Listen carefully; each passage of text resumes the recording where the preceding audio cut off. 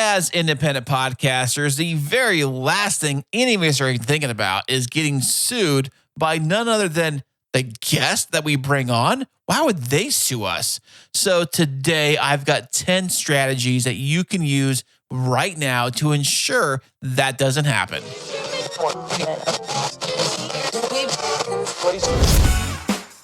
Sound matters. Be heard. Welcome to the podcast where you get exclusive behind-the-scenes tips to make your own show sound truly spectacular. This is Podtastic Audio. Hey, what's happening and how are you doing today? I want to say thank you so much for being here. I am Chris, and I am from the original Chris and Christine Show podcast. You know, you can find out every single thing about that show on a website which I built. Yeah, you can check that out at chrisandchristineshow.com. And if you can't remember that, don't you even worry about a little thing. There is a link to it in the show notes of this very episode. You scroll on down and there it is. But here is Podtastic Audio, the show that I have created to help you, yes, you, make a better podcast for your audience. And if you're enjoying podcasting, well, congratulations. It's an amazing, fun thing you can do to help get your word out, get your message out. Podcasting is amazing, or even YouTube also. Listen, I'm not discriminating between audio or video. It's all content creation as far as I'm concerned. And if you enjoy it, keep on keeping on. So when it comes to podcasting and the podcasters that I've seen and the circles I've ran in with and the different shows I've listened to, they kind of seem to fall into like two types of shows, really. You have the solo shows, like the show I'm doing right now, where it's just only me. I am doing this completely solo, talking directly to you.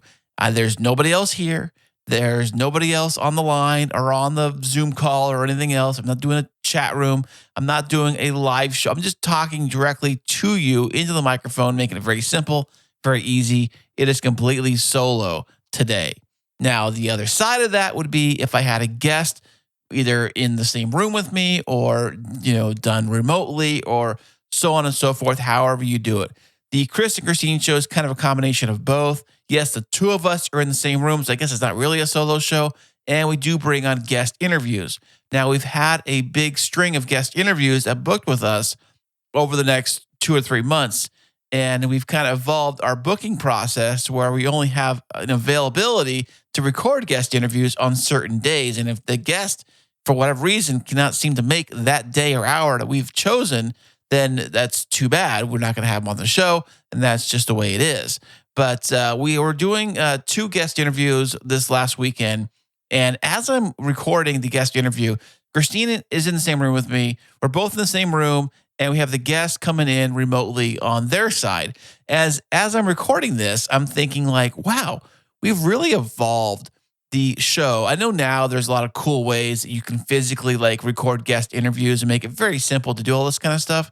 But when I started doing this whole podcast, listen, I was using an old computer hooking up with 2 basic USB microphones with free software and didn't have any idea how to even get a guest to call into the show through the computer, let alone record it and have each of us hear each other's voice, plus hear the guest, and everybody hears everybody, and it all sounds very flawless and seamless. And I'm thinking like, gosh, I've come quite a long way being able to master all that stuff and make sure it all sounds phenomenal. Everybody has their own individual track. It all sounds great. And I know I got tools like the Rodecaster Pro 2, which can handle that kind of stuff. Even a Zoom PodTrack P4 can handle that kind of stuff. But if you didn't have these kind of tools, could you still pull off something? Yes, you could. But it still amazes me that I'm able to pull this stuff off very quickly and efficiently. So today, if you haven't figured out already, we're talking exclusively about having guests on your podcast. Now, if you do a solo show, eventually you might have a guest come on every so often, not all the time. Or maybe you're thinking, I'm going to start a podcast and I'm going to interview, smarty pants people on the show, interesting people talking about interesting things, because my shows can be interesting like all the other shows just like it, or I want to be just like Joe Rogan. I'm going to do the Joe Rogan show in my own version of the Joe Rogan show, where I'm going to have somebody come on and we're going to talk for 3 hours about whatever just floats up and comes up in my head. I'm going to just talk about stuff like that. Well, I say good luck and go ahead and give it a shot. You never know until you try. Just go ahead and give that style a shot. And I know a lot of shows have tried that mimic that style of a podcast, and a lot of them have pod faded. Just the other day, I saw another podcast that started in 2020 has just now pod faded, and they claim that podcasting, it's just too much work, and they were not getting the results that they wanted. Hey, a little side note on that is that if you are a content creator, a YouTuber, or even an audio podcaster, if you cannot do your show for free and love it, well, then I'm sorry to disappoint you, because it's going to be a long road before you're making some serious cash, at least enough cash to make it worth your while, if that's your reason for podcasting in the first place. So getting us back to having guests on your podcast, I love having guests on the podcast. There's lots of different ways to do it. You can do it in person, which I think is always probably the best way to do a guest interview, is have them physically in the same room with you, face to face. You feed off each other's energy. It's an amazing experience. If you can do your interview in person with somebody, it's a different experience. It's a better experience, if you ask me. But there's also many different ways you can do things remotely. You can do things audio only remotely. You can do things via Zoom, via Squadcast, Riverside, however you want to do it with a video format. Yes, you can do it however you want to do it. But there are some serious things you need to consider before you have your very first guest interview for your podcast. And now you're probably thinking, hey, Chris, what is there to think about? I invite them on my show. They come on, we talk, we have a good interview. I record it, I release it, and we're done. What else is there to worry about? Well, listen, I've got 10 things that you need to seriously consider when you have that first recording with your podcast guest. These are things that probably could save your butt in the long run, and they're probably some of the best things you have to consider when bringing on another person into your little world of your podcast. So kicking it off with tip number 1 is that you have to have informed consent. You see, they have to agree to be on your show in the first place. You see, you want to obtain informed consent from your guest before recording the interview.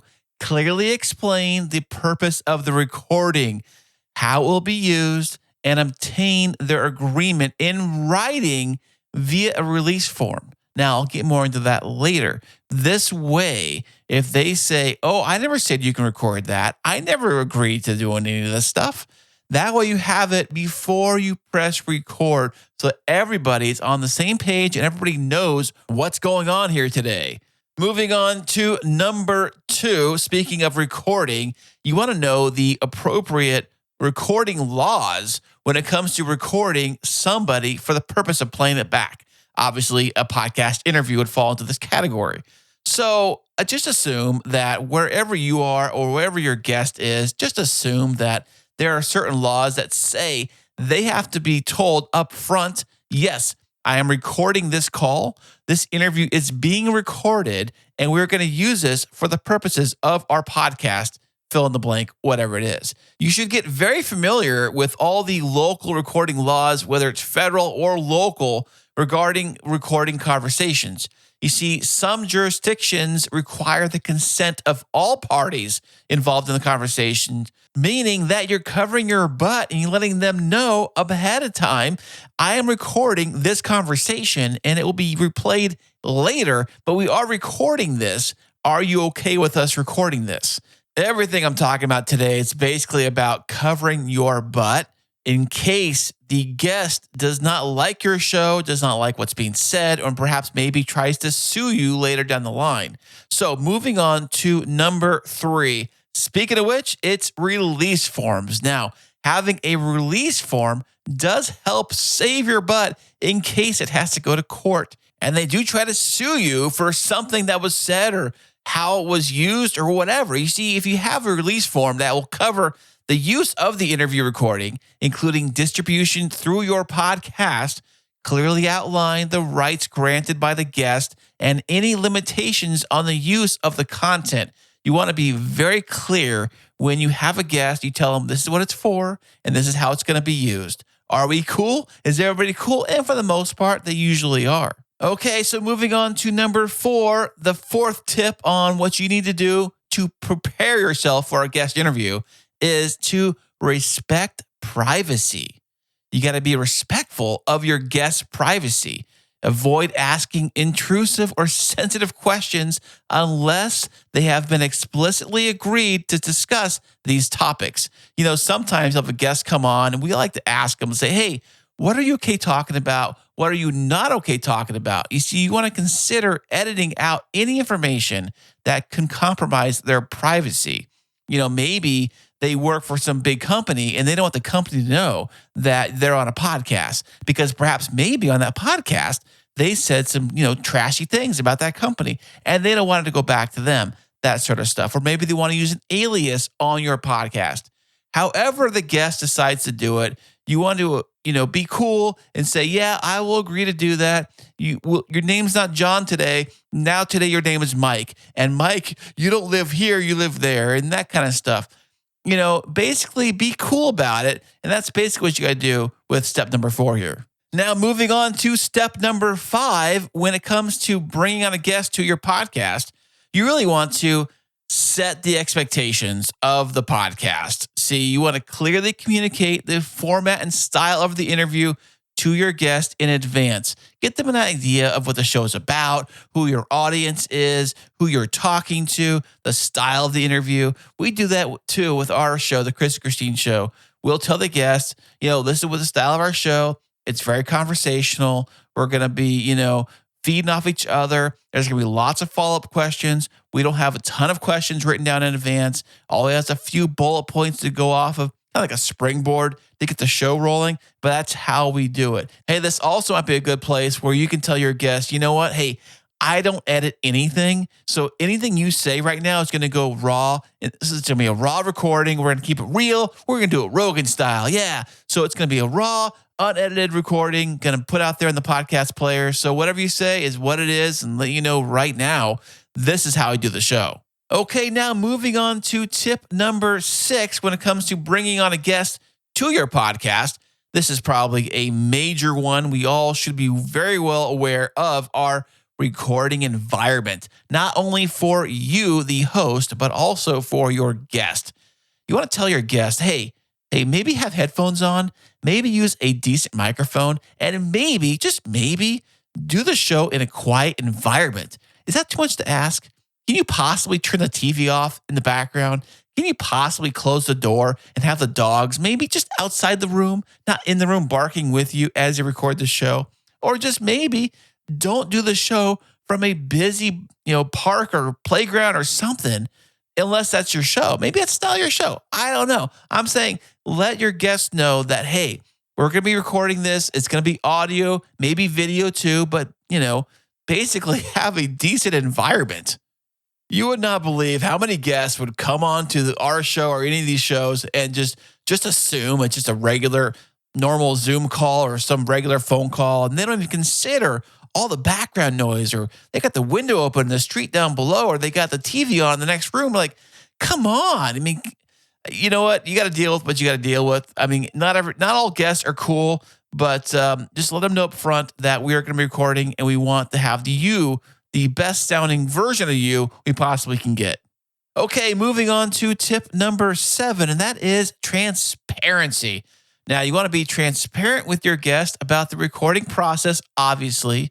You want to inform them of any potential edits or post-production modifications you might make to the interview. Some guests just assume it's like live radio and whatever they say is going to be there forever and that kind of stuff. But you want to let the guests know, hey, we have options here. It's not live radio. We can actually cut things out that were missaid, that you didn't say things correctly. Don't worry about it. We're going to take a pause and you're going to say what you're going to say. And I'm going to get that on tape. And I'm going to use that part of the, recording for the finished product. So don't you worry. If you screw up, don't you worry about it. I can fix it. I'm going to fix it, which takes me directly into number 8, which is the editing of your podcast interview. Now, if you do choose to edit your podcast interview, you should do it ethically, basically meaning that, avoid taking statements out of context or manipulating the way the content was said to misrepresent your guest. Maintain the integrity of the conversation. How would you feel if you said something that was totally taken out of context and the host of that podcast decided to use that part, take out the good stuff, and make it sound like you said something completely different than you actually said or meant to say? That would be totally rude. Do not do that. I know some of the stuff sounds like common sense, but you'd be surprised on how podcasters will edit their show to make things seem or sound certain ways, especially if they're leaning a certain direction, say politically, or maybe they're motivated by a particular brand or product. So what you really want to do is maintain the integrity of the actual conversation. So moving on to tip number 9, and that is probably a big, massive one. It's like an umbrella for this entire thing, and that is professionalism. Listen, you are a professional. They're a professional. Be cool, act professional, maintain a professional and respectful demeanor throughout the interview. Treat your guest with courtesy and create an environment where they feel comfortable expressing their thoughts and their feelings. There's a line from the original Ghostbusters movie, and I think it went something like, no matter what happens today, let's all act professional. Something like that. So basically, you got to act professional and be professional throughout the entire interview process. Now, moving on to the final tip when it comes to having a guest or a guest interview recording for your podcast. This is big. Number 10 has got to be a massive step. You write this down. You got to take notes. This one is something that we all should do, and I started doing it because of the Rodecaster Pro and because of tools like the Zoom PodTrack B4, and that is to have a backup recording of the interview. You know what? If the bigger the guest, the more important the guest is, you should always be running a backup recording somewhere of the interview, just because, I do it on Zoom and I'll get the files later, or I'll record it on Zencastr or whatever platform you choose to use. You know what? There's going to come a time where the file is going to be gone and it's going to be garbled or missing or something didn't save right. Who knows what? How do you do a backup recording? Well, it's really simple. With this Rodecaster Pro I have here right now, is that I have my track going to channel 2 or 1, whatever it is, and the guest coming in on whatever internet source it is, doesn't matter what it is, it's going through the USB channel and it's being picked up on the Rodecaster. Also, I hit the record button on here. It records everything, me, them, sound effects, whatever. It's all being recorded on a multi-track recording right here in the Rodecaster, which is great as a backup. I usually use all my recordings on the Rodecaster as just a backup recording, but I do like to use the software because it already gives me what I need right there in Audacity, or if I use CleanFeed or even something like Zoom or whatever, I already have those recordings. Although sometimes the recording on the Rodecaster does sound better than some of the other ones, and it's more convenient. It's super easy to do. All you have to do is push one little button on the Rodecaster, the record button, and you start recording. Whatever you hear, you capture and you have it. Or maybe you can do something like some software, like I use the Audio Hijack program I have installed on my computer. There is a Windows version of it. I'm not sure what it's called right now off the top of my head, but the Audio Hijack version allows me to route the audio how I want and save it and record it however I want right onto the computer. Now, the reason why you do this is just because, like I said, never have faith in just having one recording, especially for a VIP guest, that this interview is very important, or at least important to you to have this person on your show.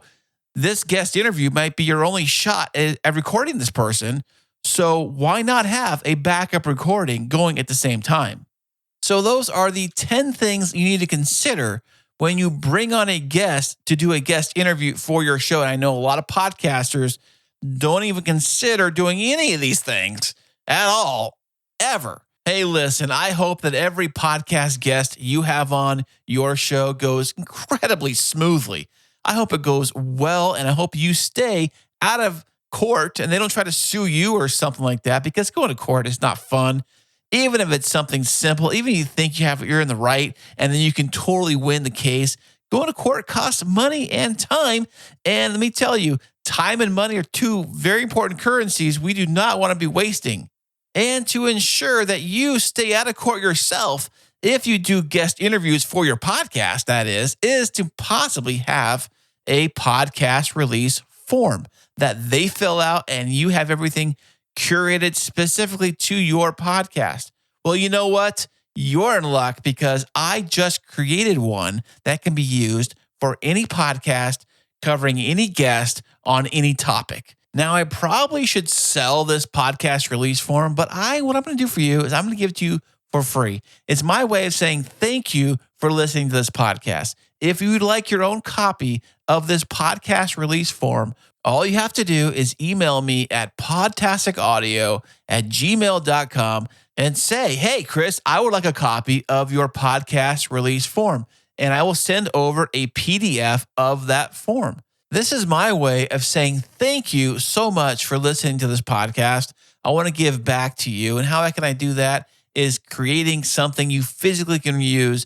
You can use it for every guest you have on your show. It is amazing, and it will help hopefully save you from going into legal trouble if they decide to drag you into court and you say, hey, I got the form right here. You signed it. It's got everything written down in plain English of what we're going to talk about, how the show is going to be done. It's all right here. So don't you try to throw court in my face if I get everything right here written down.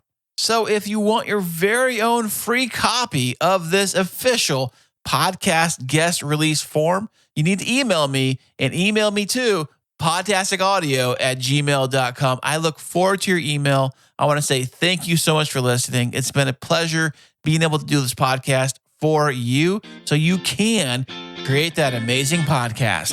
Hey, thanks again for listening. I am also on social media. Yeah, check that out. You can find me on Twitter on PodtasticA. And if you go over to the gram, that is the Instagram, you can find me under Podtastic Audio. Very simple. Give me a follow, give me a like, and yeah. So I will catch you on the next episode.